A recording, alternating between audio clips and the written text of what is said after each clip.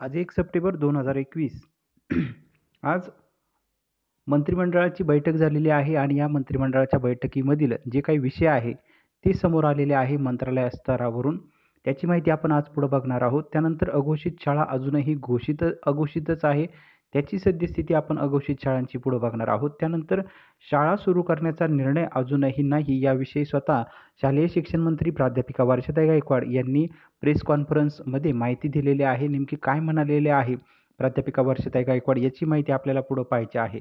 तर सर्वात प्रथम मंत्रिमंडळामध्ये जे महत्त्वाचे निर्णय झालेले आहे, ते महत्त्वाचे निर्णय आपण पुढे बघणार आहोत. त्यापूर्वी अघोषित शाळांची जी सद्यस्थिती आहे, ती आज आपण या ठिकाणी बघणार आहोत. तर अघोषित शाळा ज्या आहेत, त्या अजूनही अघोषितच आहे. यामध्ये या सर्व शाळांची जी माहिती आहे, ती आयुक्त स्तर, संचालक स्तरावरती पाहायला मिळत आहे. आणि काही दिवसांपूर्वीच संचालक स्तरावरून एक पत्र जे आहे ते निर्गमित झालेलं होतं. त्यामध्ये शिक्षणाधिकारी वगैरे यांच्या स्तरावरती हे पत्र निर्गमित करण्यात आलेलं होतं. तर यामध्ये सांगण्यात आलेलं होतं, की ज्या शाळांची काही माहिती अपूर्ण आहे, ती लवकरात लवकर सादर करण्यासंदर्भात हे पत्र होतं. आणि त्याचसोबत काही जर अपूर्ण प्रस्ताव त्या ठिकाणी जर शिक्षणाधिकारी स्तरावरती शिल्लक असतील, तर ते देखील लवकरात लवकर संचालक कार्यालयामध्ये लवकरात लवकर जमा करावे. तर अशाचं एक पत्र निर्गमित झालेलं होतं.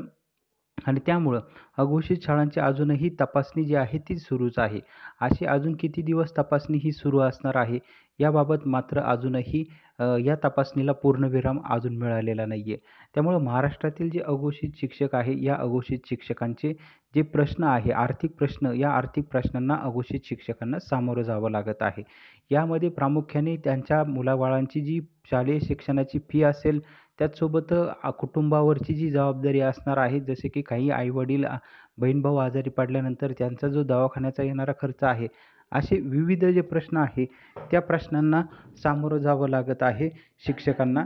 आणि या प्रश्नाकरिता आर्थिक जी भार आहे, तो लवकरात लवकर शिक्षकांचा पगाराद्वारे पूर्ण होईल. आणि त्याकरिता लवकरात लवकर हा जो शिक्षकांचा जो निधी आहे, तो निधी लवकरात लवकर मंजूर होणं गरजेचं आहे. निधी जर लवकर मंजूर झाला, तर हे सर्व जे प्रश्न आहे, हे प्रश्न लवकरात लवकर मार्गी लागू शकतील.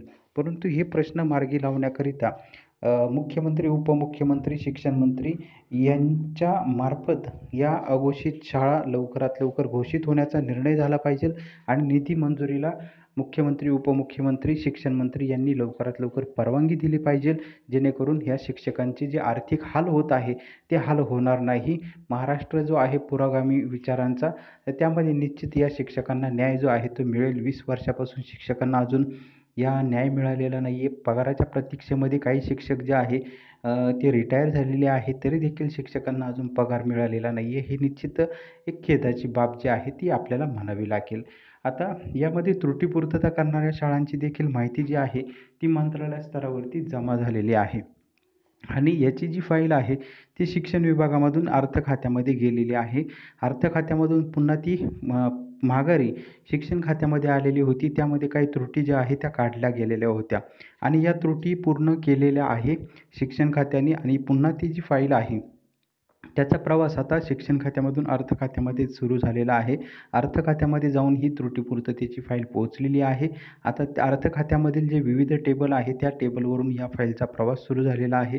आणि त्याकरिता महाराष्ट्रातील जे शिक्षक आमदार, पदवीधर आमदार आहे, यांचा देखील त्याचसोबत शिक्षक समन्वय संघ, विविध शिक्षक संघटनेचे पदाधिकारी यांच्यामार्फत देखील पाठपुरावा जो आहे तो सुरू आहे. परंतु ही फाईल लवकरात लवकर अर्थ खात्यातून बाहेर पडली पाहिजे. कारण अर्थ खात्यातून एकदा ही जर फाईल बाहेर पडली, तर निश्चितच त्यामध्ये मुख्य सचिवांकडे ती फाईल मुख्य सचिवांकडे जाईल. आणि मुख्य सचिवांकडून मग ती पुन्हा मुख्यमंत्री, आणि त्यानंतर पुन्हा शिक्षण विभाग, आणि त्यानंतर मंत्रिमंडळ बैठकीसमोर ही फाईल येऊ शकते. आणि मंत्रिमंडळाच्या बैठकीमध्ये त्याला हिरवा कंदील मिळाल्यानंतर त्या शाळा अनुदानासाठी घोषित होतील. आणि त्यांना निधी वितरण जे आहे ते लवकरात लवकर होऊ शकतं. आणि त्याकरिता डिसेंबरमध्ये जे अधिवेशन येऊ घातलेलं आहे, त्या अधिवेशनामध्ये या शाळांना, मग त्यामध्ये अघोषित शाळा असतील असतील, त्रुटीपूर्तता करणाऱ्या शाळा असतील, यांचा निधीचा मार्ग जो आहे तो मोकळा होऊ शकतो. परंतु हे काम जे आहे हे 15 सप्टेंबरपर्यंत होणं गरजेचं आहे. कारण त्यानंतर पुन्हा यामध्ये विलंब होऊ शकतो. 15 सप्टेंबरपर्यंत ही जी माहिती आहे अघोषित शाळांची ती मंत्रालय स्तरावरती पाठवली जाणार आहे, असं स्वतः आयुक्तांनी देखील सांगितलेलं होतं आणि त्या संदर्भात विविध शिक्षक आमदारांचं पथक गेलेलं होतं. आयुक्त कार्यालयामध्ये, संचालक कार्यालयामध्ये त्या ठिकाणी देखील हीच माहिती समोर आलेली होती. त्यामुळे आता या अघोषित शाळांची माहिती 15 तारखेपर्यंत मंत्रालय स्तरावरती पोहोचणं अत्यंत गरजेचं आहे. तरच हा प्रश्न जो आहे लवकरात लवकर मार्गी लागू शकतो. कारण मंत्रालय स्तरावरती ह्या फाईल आल्यानंतर या फाईलवरती पुन्हा प्रक्रिया होणार आहे आणि पुन्हा प्रक्रिया झाल्यानंतर ही फाईल पुन्हा मुख्य सचिवांकडे जाणार आणि त्यानंतर म्हणजेच शिक्षण विभागातून अर्थ खात्यामध्ये ती तपासली जाईल आणि त्यानंतर पुन्हा ती मुख्य सचिवांकडून मुख्यमंत्र्यांची सही झाल्यानंतर ती पुन्हा पाठीमागे येणार आहे शिक्षण खात्यामध्ये आणि त्यानंतर मंत्रिमंडळाच्या बैठकीसमोर ही फाईल ठेवली जाऊ शकते. तर त्याकरिता हे प्रश्न लवकरात लवकर मार्गी लागणं गरजेचं आहे. शिक्षकांकडून पाठपुरावा सुरू आहे, शिक्षक आमदार, पदवीधर आमदार यांच्याकडून पाठपुरावा सुरू आहे.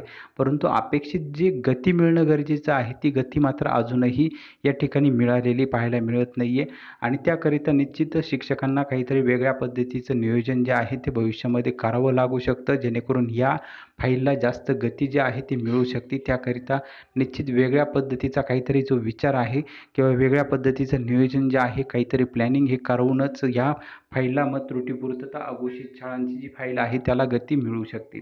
त्यानंतर आज मंत्रिमंडळाचे निर्णय जे आहे ते 1 सप्टेंबर 2021 रोजी मंत्रिमंडळाच्या बैठकीत निर्णय झालेले आहे. ते निर्णय आता आपण या ठिकाणी पुढे बघणार आहोत. त्याचसोबत शालेय शिक्षण मंत्री प्राध्यापिका वर्षाताई गायकवाड यांना शाळा सुरू करण्यासंदर्भात प्रश्न विचारले गेलेले होते प्रेस कॉन्फरन्समध्ये. तर त्याविषयी प्राध्यापिका वर्षाताई गायकवाड यांनी सांगितलेलं आहे की टास्क फोर्ससोबत चर्चा जी आहे ती सुरू आहे आणि SOPमध्ये काही ज्या दुरुस्त्या आहेत त्या दुरुस्त्या सुचवल्या गेलेल्या आहे आणि त्यानुसार त्या दुरुस्त्या केल्या जातील आणि त्यानंतर पुन्हा बैठक होईल टास्क फोर्ससोबत आणि त्यानंतर पुढचा शाळा कधी सुरू करायचा हा निर्णय जो आहे तो पुढच्या काही दिवसांमध्ये होऊ शकतो. तर यामुळं अजूनही शाळा सुरू करण्याचा निर्णय जो आहे तो अजून मात्र झालेला नाही आहे.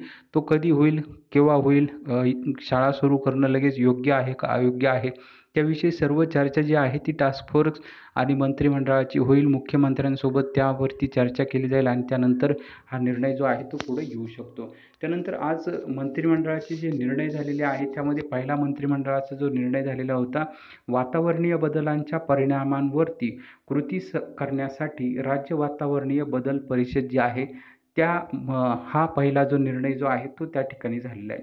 त्यानंतर पुढचा जो महत्त्वाचा निर्णय आहे, सार्वजनिक खाजगी गुंतवणुकीद्वारे राज्यात नवीन वैद्यकीय महाविद्यालय अतिविशेषोपचार रुग्णालय स्थापन करण्यात येणार आहे. यामुळं निश्चित मेडिकलच्या ज्या जागा आता कमी महाराष्ट्रामध्ये पाहायला भेटतात त्या महाराष्ट्रातल्या मेडिकलच्या जागा वाढतील भविष्यामध्ये. कारण गव्हर्नमेंटकडून पण फंड मिळणार आहे, अनुदान मिळणार आहे आणि त्यामध्ये प्रायव्हेट सेक्टरसुद्धा त्यामध्ये गुंतवणूक करणार आहे. म्हणजे खाजगीकरण आणि सरकार यांच्या मध्ये हे कॉलेजेस जे आहे ते सुरू होणार आहे. म्हणजे काही भागीदारी ही सरकारची असणार आहे आणि काही भागीदारी जी आहे ती प्रायव्हेट जे वैयक्तिक प्रायव्हेट सेक्टरमधील जे काही असणार आहे व्यक्ती त्यांची भागीदारी असणार आहे आणि असे मेडिकल कॉलेज हे सुरू केले जाण्याची परवानगी जी आहे ती लवकरात लवकर मिळणार आहे. त्यामुळे मेडिकलच्या जागा या वाढणार आहे, मेडिकलचं मेरिट कमी होईल, पर्यायाने लवकरात लवकर जास्तीत जास्त डॉक्टरांची संख्या ही महाराष्ट्रामध्ये वाढेल. की ज्या पद्धतीने आपण बघितलेलं होतं कोरोनामध्ये फार एवढे महाराष्ट्रामध्ये भारतामध्ये डॉक्टर असूनसुद्धा ते कमी पडत होते. त्यामुळे निश्चित वैद्यकीय सुविधा जी आहे ती भारताची चांगली होऊ शकते या निर्णयामुळं. कारण डॉक्टरांची संख्या वाढेल आणि पर्यायाने निश्चित भारतामध्ये वैद्यकीय सुविधा ग्रामीण भागामध्ये जे डॉक्टर किंवा सरकारी दवाखाने जे आहेत त्यामध्ये डॉक्टर पाहायला मिळत नाही त्या ठिकाणी देखील भविष्यामध्ये डॉक्टर आपल्याला पाहायला मिळू शकतात. त्यानंतर दुसरा जो महत्त्वाचा निर्णय झालेला होता का भारतीय स्वातंत्र्याचा अमृत महोत्सव साजरा करण्यासाठी विविध समित्या ज्या आहेत त्या स्थापणार आहे. त्याचसोबत राज्यात 488 शासकीय शाळा होणार आता आदर्श शाळा. आदर्श शाळा होण्याकरिता काही नियमावली जी आहे ती नियमावली लावलेली होती आणि त्यानंतर आता काही ज्या शासकीय शाळा आहेत त्या आता आदर्श शाळा होणार आहे. त्यामुळे निश्चित गोरगरीब जे विद्यार्थी आहेत त्यांना निश्चित फार मोठा या पद्धतीने दिलासा मिळणार आहे. त्याचसोबत पिंपरी चिंचवडमध्ये उभी राहणार भारतरत्न राजीव गांधी विज्ञान आविष्कार नगरी. तर या पद्धतीने नाव जे आहे ते राजीव गांधी विज्ञान आविष्कार नगरी जे आहे ते त्याला देण्यात आलेलं आहे. पिंपरी चिंचवडमध्ये हे उभं राहणार आहे. या संदर्भात हा जो निर्णय जो झालेला आहे, तर अशा पद्धतीने हे महत्त्वाचे निर्णय जे आहेत ते आजच्या मंत्रिमंडळ बैठकीमध्ये झालेले आहे.